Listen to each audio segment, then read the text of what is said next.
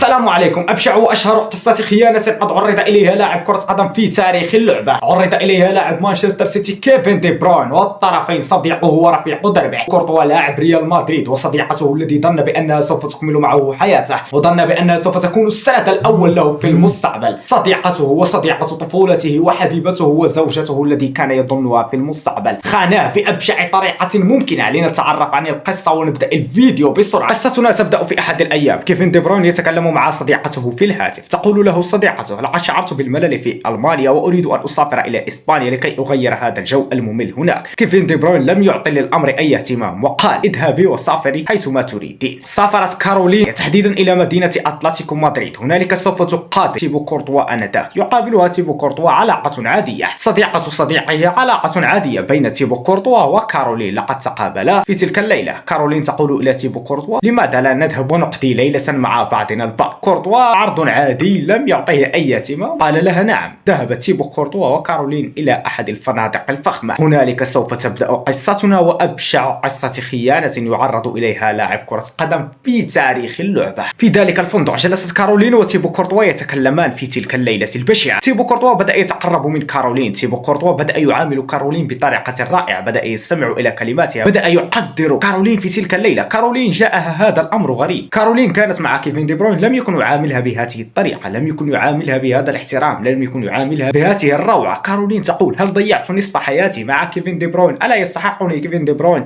ما تلك المعاملة التي كان يعاملني؟ ألم أكن أشعر بهذا النقص الكبير في المعاملة من كيفن دي بروين؟ تيبو كورتوا الآن يقدرني، يحترمني، إذا لماذا أكمل معه؟ إلى درجة أن تيبو كورتوا في تلك الليلة لقد طهى إليها العشاء. تخيل معي لاعب كرة قدم يطهو إلى لاعبة عشاء، يعني اللاعب لقد قدرها وقد احترمها كثيرا. لكن تيبو كورتوا لقد سقط في أكبر خطأ في حياته. هنالك حاولت كارولين أن تتقرب من تيبو كورتوا، لكن المشكلة هو أن تيبو كورتوا لم يعارض وقد تقرب أيضا إليها. هنالك قد حدثت أبشع خيانة في عالم كرة القدم. كيف سوف يعرف كيفن دي بروين الأمر؟ الصحافة تطارد المشاهير أينما رحلوا وارتحلوا. هنالك سوف يلتقطون لهم بعض الصور وسوف ينشرونها. ذلك كيفن دي بروين سوف يعلم بالكارثة، وسوف تعترف إليه كارولين بكل شيء. بعد انتشار تلك الصور في السوشيال ميديا العالم انفجر، والعالم قد أصبح يعلم من هو الخائن. تيبو كورتوا الذي خان صديق طفولته كيفن دي بروين. كيفن دي بروين لقد انفصل عن كارولين. كيفن دي بروين قد أنهى علاقته مع كارولين وتيبو كورتوا. العالم أصبح حاقد على تيبو كورتوا، لكن هنالك عمل بطولي قد قام به اللاعب كيفن دي بروين بعد هذه الحادثة البشعة. سنة 2014 كان هنالك المونديال. مدرب بلجيكا يتصل بكيفن دي بروين ويسأله، يقول له: إذا لم ترد يا كيفن دي بروين نتصل بتيبو كورتوا لكي يلعب في صفوفنا في هذا المونديال. هنالك كيفن دي بروين يقوم بعمل بطولي لم يقم به أي لاعب في تاريخ كرة القدم حتى هذه اللحظة. كيفن دي بروين يقول له: المنتخب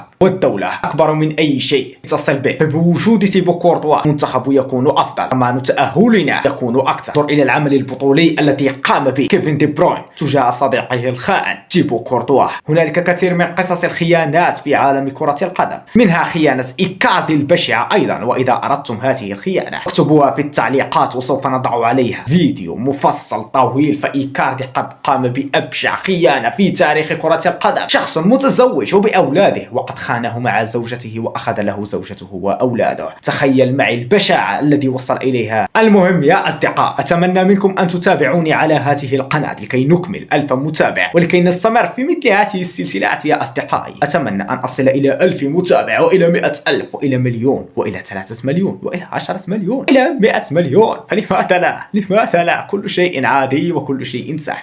السلام عليكم.